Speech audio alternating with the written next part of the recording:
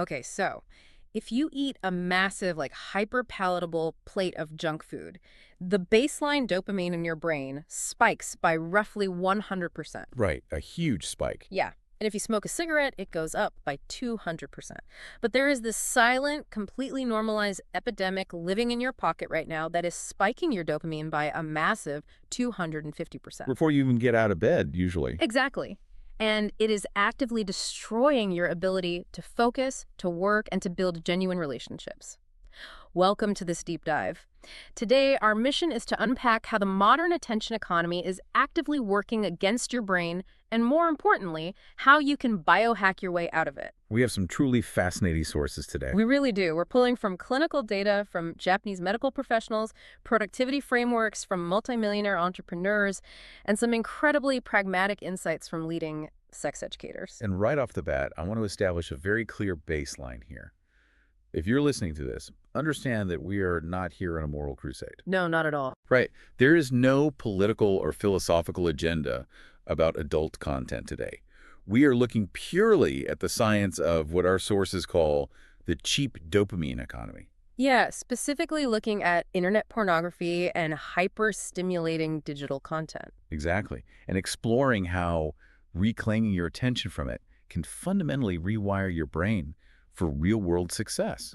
This is entirely about your biological operating system. So if we're looking at the operating system, let's start with that cheap dopamine concept. Because, I mean, I'll admit, for the longest time, I just thought dopamine was the happy chemical. Most people do, yeah. Right, like you eat a piece of chocolate, you get a hit of dopamine, you feel good, but the sources frame it completely differently. Yeah, that happy chemical label is a massive misconception. No, really? Yeah. Dopamine is not the reward itself.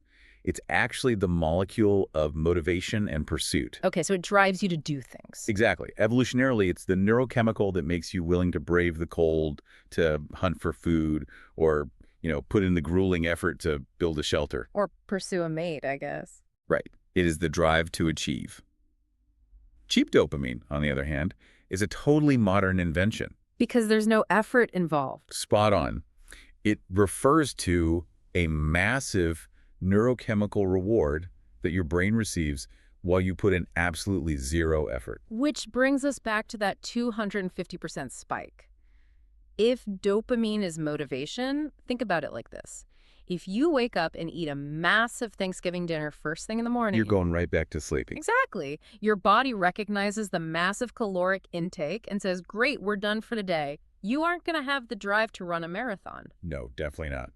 So if you spike your brain with 250% dopamine by looking at hyper-stimulating content on your phone while lying flat on your back, your drive to do anything difficult for the rest of the day is just wiped out. You've convinced your biology that you just won the evolutionary lottery. Wow, that's a crazy way to put it. But it's true. Your brain has a baseline expectation for dopamine and a finite daily capacity to process it. So when you flood the system with zero effort reward, your brain essentially clocks out. It says, mission accomplished, conserve energy. Exactly. And suddenly, doing the deeply uncomfortable work of studying for an exam or grinding through a complex project feels impossible. The chemical driving your motivation has already been depleted. Okay, I get the mechanism, but let me push back on the timeline a bit. Sure, go ahead. Because I was reading through the clinical notes and I kept thinking, haven't people always had access to adult magazine? Or VHS tapes, yeah? Yeah. Right, so why is this suddenly a modern crisis?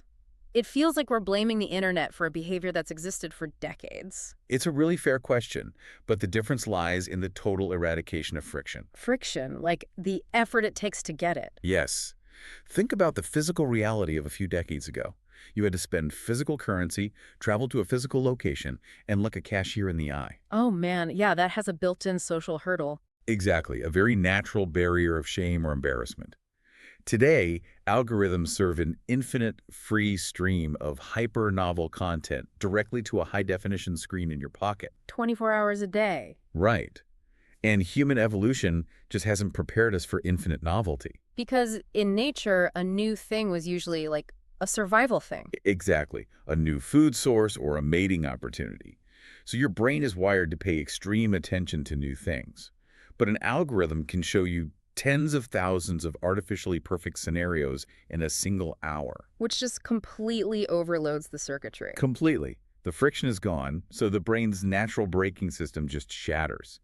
So if the brain treats this pixelated novelty like a massive evolutionary win over and over, there has to be a biological cost, right? Oh, absolutely. Because the brain can't just sustain 250% dopamine spikes endlessly. I always kind of assume the brain just resets overnight. Like you get a good night's sleep and your tank is full again. Yeah, exactly. That's a super common assumption. Well, But the medical analysis shows the exact opposite.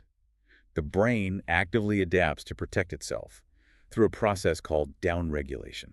Downregulation, what does that actually look like? Imagine your brain is a small room and dopamine is the stereo system. Okay. If the music is constantly blasting at maximum volume, the brain's defense mechanism is to put in earplugs. Oh, I see. Well, earplugs are your downregulated dopamine receptors. The brain physically reduces the number of active receptors so it doesn't get overwhelmed. Wow. So because the brain is wearing earplugs, the normal volume of everyday life suddenly sounds like dead silence, Precisely. And this is where the hardware damage happens, specifically in the frontal lobe. which controls impulse control and emotional regulation, right? Yes, and logical thinking. Because the receptors are numbed, everyday stimuli stop registering. A beautiful sunset, a good conversation, or finishing a task just doesn't provide enough dopamine to feel good anymore. That is terrifying. It gets worse. The standard vanilla internet content that used to trigger a response no longer works either. So users inevitably have to seek out more extreme or bizarre content just to penetrate those earplugs and feel the same baseline high. Exactly. And the real-world consequences of that escalation are devastating. Yeah, the sources point out that this numbing effect is a leading cause of psychological erectile dysfunction, particularly in young men in their 20s. It's a huge issue right now. They experience a complete loss of interest in real-life partners because reality just can't compete with the hyperstimulation of multiple tabs and instant novelty. And if we zoom out from the individual level, the societal ripple effect is massive. Like what the Japanese medical professionals were talking about. Yes, they suggest this phenomenon is actively contributing to national crises, like Japan's rapidly declining birth rate. Which people usually blame on the economy or corporate work culture. Right, but the clinical perspective suggests it's deeply tied to this cheap dopamine epidemic. A massive portion of the population is having their natural drive for romance entirely short-circuited by pixels. It's an incredibly tragic irony. You seek out this content on a screen to satisfy a biological urge, but the screen is actually destroying your ability to have a real-world romantic life. You're trying to feed the hunger, but you're breaking your ability to eat. Which is why we see so many people desperately trying to quit. Definitely. You have these massive internet communities forming around breaking the cycle. Right, like the no-fat movement, where people try to go cold turkey. Yeah. But if you read their forums, it seems like a constant miserable cycle of relapsing and feeling guilty. Why does that fail so often? This is where the insights from sex educators become incredibly valuable. They highlight a massive public confusion between two different concepts. Okay, what are they? It's stating from the physical act entirely, which internet culture often calls onakin or nofap. Right. And then there's porndachi, which simply means quitting the hyperstimulating digital pornography. Ah, so they blend the two together. Exactly. Internet pseudoscience convinces people they need to retain their physical biology to achieve some magical level of manly energy or testosterone. But the actual science disagrees. Entirely. The clinical science stresses that the life-changing neurological benefits come entirely from quitting the digital content, not from denying a normal physical function. So they're fighting a natural bodily function instead of fighting the artificial stimulus. They're making it 10 times harder on themselves. Yes. And furthermore, people fundamentally misunderstand their own triggers. Like assuming they just have a really high sex drive. Exactly. But the data shows the primary predictors for falling into this consumption loop are being young, being a frequent internet user, and most importantly, experiencing profound loneliness and boredom. And having a lack of life goals, the sources mentioned. Yes, a huge factor. So if you're listening to this and thinking, well, I only scroll for a few minutes a day, I'm not addicted, you might be missing the underlying mechanism. You really might be. If the root cause of your screen time isn't actually physical desire, but rather that you just feel incredibly lonely and bored on a Tuesday night in your apartment, how do you fight that? It's so tough. Because you can't biohack your way out of loneliness by just putting your phone in a drawer. That is the hardest part of the equation, and it's why white-knuckling your way through withdrawals usually fails. You're taking away the brain's primary coping mechanism without replacing it. Exactly. But our sources offer a highly specific and frankly brilliant biological workaround for this isolation. Oh, the farming thing. Yes, they suggest volunteering or taking up a part-time job in agriculture. When I first read that, it felt completely out of left field. But the deeper you look at it, the more it makes sense. Psychologically, it is the perfect antidote. Think about what agricultural work does to the human animal, It gets you outside in the sunlight, for one. which immediately begins regulating your circadian rhythm. Second, it forces you to perform heavy, purposeful physical labor. Right, which naturally releases endorphins and creates high-quality dopamine. Third, it completely removes you from your physical triggers. You are far away from your dark bedroom and your computer screen. And most importantly, you're working alongside others to watch something tangible grow in the dirt. It builds real community. It's tactile reality, completely overriding digital illusion. You are literally grounding yourself. But realistically, the average listener commuting to their office job right now can't just quit and go work on a farm tomorrow. True, very true. So for the everyday person trying to navigate this, how do we actually rewire the brain? Let's get into that 5-step hacker's guide to reclaiming your attention. Our productivity sources lay out a very clear sequence. Step 1 is straightforward but difficult. Quit the extreme stimulus. Exactly. Cut out the hyper-novel adult content entirely. Because the earplugs aren't going to come out of the dopamine receptors as long as you keep blasting the stereo at maximum volume. Right. But step 2 is where people often fail. Step 2 is cutting out the other sources of cheap dopamine. Like scrolling TikTok or Instagram Reels. Yes.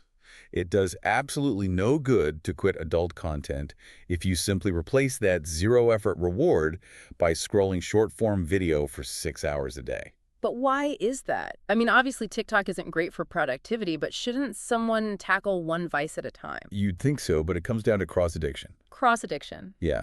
If your brain is trained to expect a massive reward for zero effort and you take away its favorite source, it will frantically search for a substitute. Ah, so you're still feeding the underlying disease. Exactly, which is the expectation of hyper-novelty without work. The receptors won't heal if they're still being bombarded by algorithmic junk food. That makes perfect sense. And step 3 tackles that boredom and lack of purpose we discussed earlier. Yes, step 3 is to set a massive, almost laughable goal. But why does setting a goal fix a dopamine deficit? Because psychology shows that humans derive the most sustainable dopamine not from achieving a goal, but from the active pursuit of it. The pursuit gives structure to your days. Exactly. It forces you to engage in effort-based tasks. So if you set a massive goal, like launching a complex business or mastering a new skill, suddenly staring at a screen for 3 hours is a visible threat to that future. It gives you a profound why to resist the craving. And once you have that why, you move to step 4, which is eradicating the soft-core triggers. This is so critical. The sources place a massive emphasis on things that aren't technically explicit, but are highly suggestive. Like certain fitness influencers on Instagram or specific trends on X and TikTok. Because the algorithm is designed to find your weakness. It is a domino effect. Right. Nobody jumps straight from working on a spreadsheet to extreme hardcore content. Exactly. It starts with a notification. A slightly suggestive video triggers the initial dopamine ramp-up. You get a little hit, the craving kicks in, and you rationalize opening a new tab. To protect your focus, you have to ruthlessly unfollow, block, and delete those soft triggers. You have to aggressively curate your digital environment. And finally, step 5 is filling the vacuum with high-value habits. Reading, journaling, heavy lifting, walking outside without a podcast playing. But willpower is finite, right? It is, which is why I found the unconventional psychological tricks in the sex education material so valuable. They are brilliant because they leverage the brain's own laziness against itself. Like the reverse psychology trick. Yes. If you can't break the habit, make the consumption a miserable, mandatory chore. Force yourself to watch it for exactly 2 hours every day at a scheduled time, and then write a detailed, analytical written review of it. It completely strips away the fantasy and the escapism. It becomes literal homework, and human beings naturally despise mandatory homework. Your brain will very quickly start to categorize the activity as a boring, awful obligation. There was another tactic too, the clarity cancel. Yes. A major mistake people make is trying to install website blockers when they're actively craving the dopamine. Because the frontal lobe is compromised and the urge is too strong. Exactly. You have to wait for the post-clarity window. I want to dig into the biology of that. What is actually happening in the brain right after consumption? Immediately following consumption, The brain experiences a massive spike in a hormone called prolactin. Okay, and what does prolactin do? It acts as a biological braking system. It temporarily suppresses dopamine and completely kills the craving. That explains the sudden wave of fatigue or regret people feel immediately afterward. Yes, the craving is chemically blocked. That specific window, while the prolactin is high and the dopamine is muted, is the moment your executive function returns. So that is the exact moment you need to cancel the subscriptions, delete the bookmarks, and scramble your passwords. You use the brain's biological downtime to build the fortress for the next attack. You're literally biohacking your own hormone cycle. That's incredible. And for the everyday environment, the simplest trick was the visual numb. Going into your smartphone settings and changing the screen color filter entirely to black and white. Completely grayscale. Why does that work so well? The human reward system is highly stimulated by bright, high-definition colors. Think of ripe fruit in nature. Right. When you drain the color from your phone, Instagram and TikTok suddenly look incredibly dull. The urge to endlessly scroll drops off a cliff. Now, what if the biology simply demands an outlet?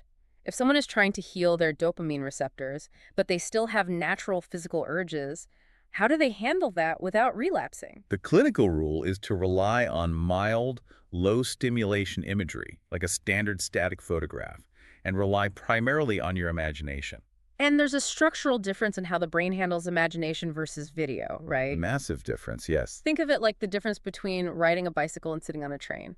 When you use your imagination, your brain has to actively pedal. It's working to create the scenario and visualize the details. Right, it's actually building and engaging neural muscle. But when you stare at a screen, you are just sitting on a train letting the landscape fly by. It requires zero cognitive effort. The brain is entirely passive, and over time, that passivity causes the executive functioning to atrophy. Imagination is active creation, video is passive consumption. Exactly. And throughout this entire repair process, the sources emphasize one critical component. Self-compassion. Yes. Healing the frontal lobe and resetting those downregulated receptors takes time. It won't happen overnight. Because beating yourself up over a relapse just feeds negative emotion, like shame and stress. And negative emotion is the exact trigger that sends you back to the screen for comfort in the first place. It's a brutal feedback loop. Breaking it requires giving yourself the grace to fail and try again. Even reducing your screen time by just 10 minutes tomorrow is a neurological victory. Absolutely. So bringing all of this together, the big takeaway here isn't about adopting some monk-like puritanical existence. No, not at all. It is about waking up and recognizing the very real, very profitable environment you are operating in. You are living in an era where your attention, your focus, and your deepest biological instincts are constantly being farmed by algorithms. Algorithms designed to keep you sedated and scrolling. Reclaiming your mind from cheap dopamine isn't just about feeling a little bit better. It is the ultimate competitive advantage in the modern world. When 99% of the population has their dopamine circuitry hijacked by their phones, the person who can sit in a quiet room and focus on a difficult task for 2 hours is going to operate on a completely different level. They'll look like a superhero to everyone around them. If you can go on a dopamine detox, even if you just commit to putting your phone on airplane mode for the first 2 hours of your morning, you will find a reserve of energy and ambition you forgot you even had. You'll stop feeling like a passive passenger in your own life. Which leaves us with a critical question to consider as we wrap up this deep dive. We talked about how the friction was deliberately removed by technology so you could consume endlessly. Right. But if your attention, your dopamine, and your very biological drive are the most valuable currencies in this digital economy, who is getting rich off of your exhaustion? Wow. And more importantly, what kind of life could you build if you took all of that energy back?